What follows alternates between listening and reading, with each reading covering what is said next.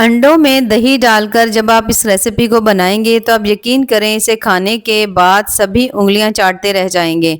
तो चलिए जी अपनी मज़ेदार और ज़बरदस्त इस रेसिपी को बनाना शुरू करते हैं। बिस्मिल्लाहिर्रहमानिर्रहीम। अस्सलाम वालेकुम। उम्मीद है आप सब ठीक होंगे। तो इस इंतहाई मज़ेदार और बिल्कुल नई सी रेसिपी को बनाने के लिए सबसे पहले तो आपने यहाँ पर ले लेना है एक अदद बोल और उसमें शामिल करेंगे हम अंडे। अब जो अंडे हैं ना मैंने यहाँ पर लिए हैं 5 अदद। इसकी मिकदार जो है ना आप अपनी मर्ज़ से कम भी कर सकते हो, आप अपनी मर्ज़ से ज़्यादा भी कर सकते हो। अच्छा, अंडे लेने के बाद अब हमने यहाँ पर ले लेना है दही। दही मैंने यहाँ पर आधा कप लिया है, ठीक है। और दही जो है ना आधा कप, आप इसको बीट करना चाहो तो कर लीजिएगा, नहीं तो ऐसे ही आपने तमाम जो दही है ना आधा कप आपने अंडों में शामिल कर देना है। उसके बाद 2 चम्मच आपने इसमें डाल देने हैं चिली सॉस के और 2 चम्मच है आपने इसमें डाल देने हैं सोया सॉस के। इन दोनों सॉसेस को डालने के बाद अब आपने इसमें डालना है केचप, और केचप जो है ना यहाँ पर आपने इसमें तकरीबन 3 चम्मच डालना है, ठीक है। अच्छा, 3 चम्मच केचप डालने के बाद आधा चम्मच हम इसमें शामिल कर देंगे मस्टर्ड पेस्ट, ठीक है। इसे शामिल करने के बाद अब हमने इसमें कोई भी स्पाइसेस ऐड नहीं किए, जैसे मसाले वगैरह हैं। तो सबसे पहले तो हम इसमें शामिल करेंगे नमक, और नमक आपने बहुत कम डालना है क्योंकि सॉसेस में भी नमक होता है। तो हल्का सा नमक डालेंगे। 1/4 चम्मच से भी कम आप हल्दी डाल दीजिएगा, और इसी तरह बिल्कुल हल्की सी आपने इसमें डाल देनी है लाल मिर्च। इन सभी चीज़ों को डालने के बाद अब यहाँ पर तो आपका दिल करे तो आप इसको हैंड बीटर की मदद से भी बीट कर सकते हो, नहीं तो आप इसे किसी भी मिक्सी में डाल करके इन सभी चीज़ों को अच्छी तरह से ग्राइंड कर सकते हैं। तो यहाँ पर मैं इसको इस तरह से करके जो जूसर वाला जग होता है उसके अंदर मैंने इन सभी को डाल दिया। डालने के बाद अच्छी तरह मैंने इसको शेक कर लिया है ताकि तमाम चीज़ें जो है ना वो अंडों के अंदर मिक्स हो जाएं। अब यहाँ पर हम इसे पकाना स्टार्ट करते हैं। पकाने के लिए मैंने ले लिया एक अदद पैन और उसमें थोड़ा सा ऑयल शामिल करेंगे। 2 अदद मीडियम साइज के आपने प्याज ले लेने हैं। प्याज लेने के बाद अब आपने प्याज को अच्छी तरह से इसके अंदर हल्का हल्का सा भून लेना है।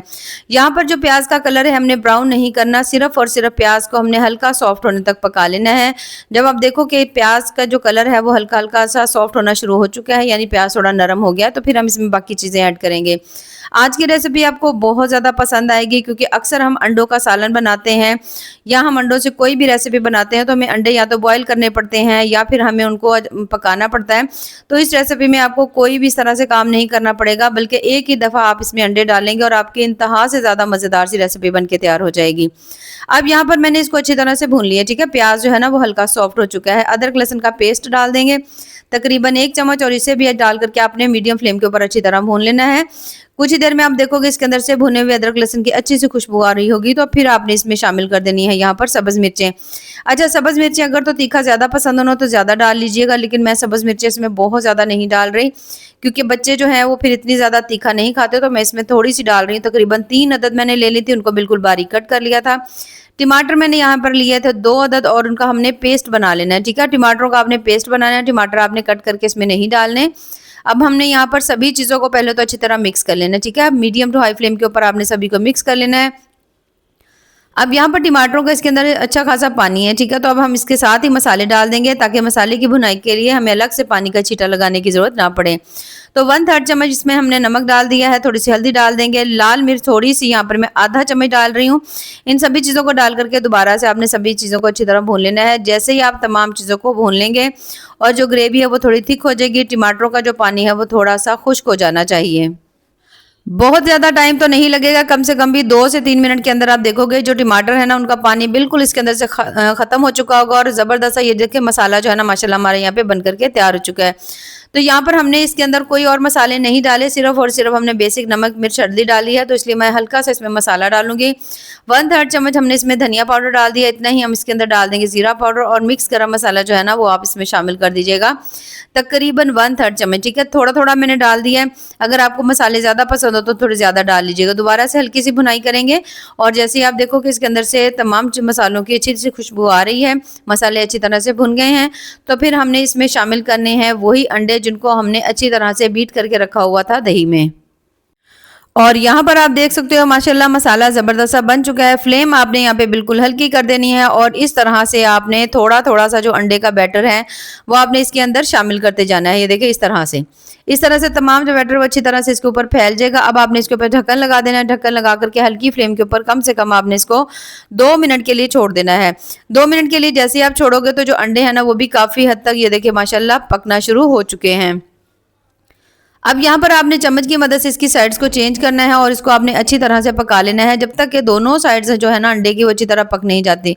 इस तरह करके आपने इसको मिक्स करते जाना है, पकाते जाना है। अब ये जब इस तरह से होगा तो पहले आपको थोड़ा सा हल्का हल्का ये नरम फील होगा, लेकिन इसके अंदर है दही, तो दही की वजह से आहिस्ता आहिस्ता जैसे जैसे आप इसे भूनते जाएंगे दही का पानी ड्राई होता जाएगा और अंडे जो है ना वो ज़बरदस्त बन करके तैयार हो जाएंगे और उसके अंदर दही का बहुत ज़्यादा कमाल का फ्लेवर होगा और ख़ासकर जो हमने इसमें सॉसेस डाली हैं उससे आपको बहुत ज़्यादा मज़ा आएगा।